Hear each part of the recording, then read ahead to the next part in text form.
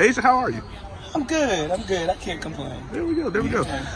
Just from your perspective, how did you feel about Phoenix's defense last night? It felt like they were loading up some, but it wasn't a full commit. Just how did you kind of read what they were trying to do to you? Yes.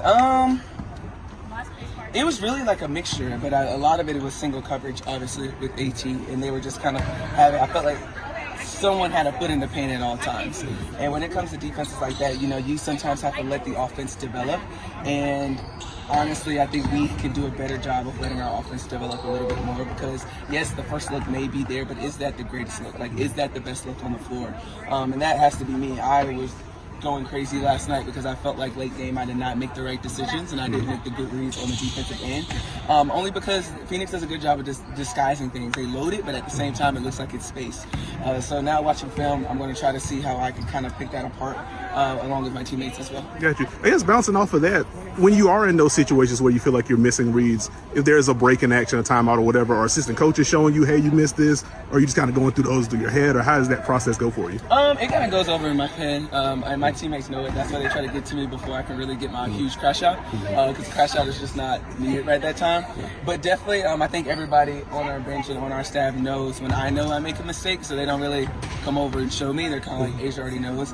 But my teammates really kind of keep me level-headed. Got you. And then for you, offensively, you've obviously evolved over the past few years, more ball handler responsibilities for you. Do you want to dabble in more pick and rolls? They sprinkle them in for you, but it's not the AT volume, for example. I wouldn't mind it. Maybe that's like the next stage of my game. I wouldn't definitely mind it because you're seeing a game at a whole another viewpoint, which I wouldn't mind opening up to. Gotcha. Yes. Oh, two more for me, Asia. What's your favorite juvenile song? Favorite juvenile? I gotta go with that. Understood. I can't say it. Got you. Last one from me. Enjoyed the feature that you and Don Staley did together, and you mentioned during the piece that you couldn't see yourself coaching. Yeah. Is there anything that could change your mind on that front? I only say I can't see myself coaching because I feel like I can't coach an athlete like me. I feel like I give my coaches headaches, and I don't want to do that. Like, I don't want to have to look at Asia and be like, yeah, you're like me, because I know I put them through the ringer. So no thank you to coaching. And I love my hair too much. I like my gray hair. Like, I don't want my gray hair. So nothing skill development? I'm good. You already given in-game pointers. Well, it's something. Nah, I may come in before the game, give a little locker room talk, and then go sit my behind courtside. Got you. Thank you. So if you've gained, I think, 500,000 followers and such, and your jersey selling out, how cool is that for your... Yeah, it's cool. It's funny what kind of people are attracted to.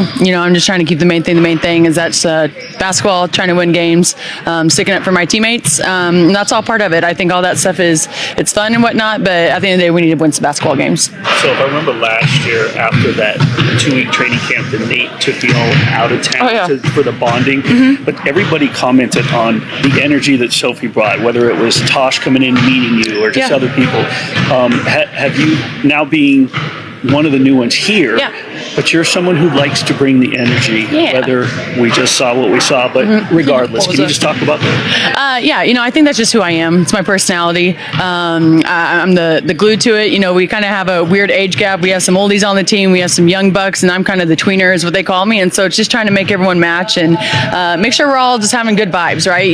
The seasons has a bunch of highs and lows, and so just trying to keep a level head on everyone. But I also think that we get to play basketball for a living, and that's super fun. So sometimes you just need a good perspective of like, hey, we're in the grind right now, and it feels hard, but at the end of the day, we get to dribble a ball for a living, so we got to be grateful for that.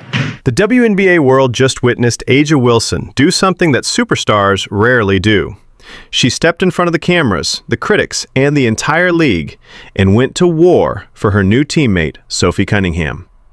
The moment the Las Vegas Aces announced Sophie's signing, social media exploded. Fans questioned the fit. Analysts doubted the move. Haters called it desperation.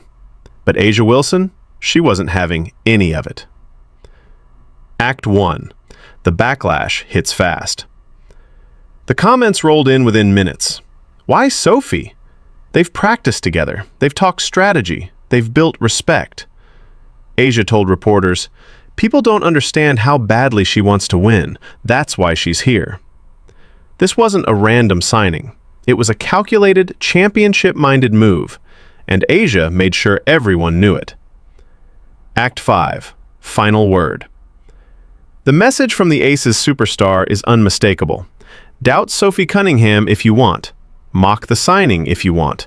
But A'ja Wilson is standing right beside her. And when the face of the league gives you her stamp of approval, the entire narrative changes.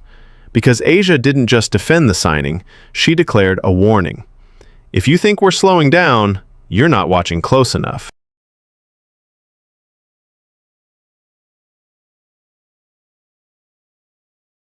A'ja Wilson made it the A'ja Wilson game. It was an A'ja Wilson masterclass. Watching her in the first quarter of that game, if you can, go back, find the highlights from the first quarter of Aces Sparks, and you will be reminded why A'ja Wilson is the best player in the WNBA. I know the MVP race has taken off without her. You watch that first quarter, you can almost convince yourself that she should be back in the conversation with Nafisa Collier, with Alyssa Thomas, even in spite of all the struggles of the Aces this season. She was a perfect 8 of 8 in the first quarter. She ended up making her first 10 shots of the night. She dropped 17 points in the first 10 minutes. She ended with a stat line of 34 points, 10 rebounds, 4 assists, 3 steals, 3 blocks, shot 69% from the field. Nice, made her only attempt from 3 and took just a single free throw. She was an absolute machine. There were moments in last night's game where I felt bad for De'Arica Hamby because she could do nothing every time that she was switched on to A'ja Wilson. She is literally carrying this team, kicking and screaming through the regular season up to this point. A'ja's like, no, come on, get on my back. Kicking and screaming, carrying them potato sack style. A'ja's got the whole team here. Their legs are kicking. Their arms are flailing back there. They're screaming bloody murder. And A'ja's like, no, I'm going to carry you to as far as I can. And if that's to a first round exit in the playoff, damn it, that's what it's going to be. But y'all are going to follow me.